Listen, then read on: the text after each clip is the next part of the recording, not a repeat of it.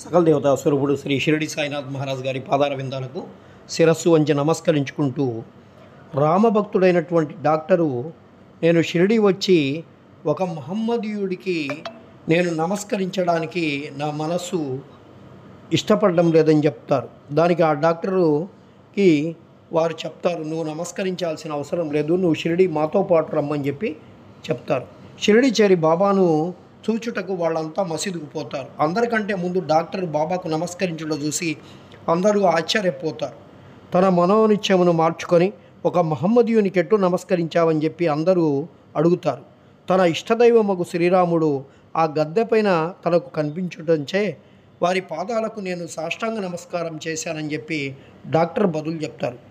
అతడిట్లా తిరిగి చూడగానే అక్కడ సాయిబాబానే కనిపిస్తాడు.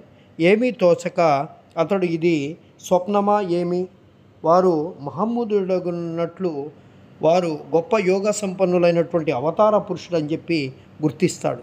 ఆ మరుసటి దినం డాక్టర్ ఏదో దీక్ష వహించి ఉపవాసం ఉంటాడు.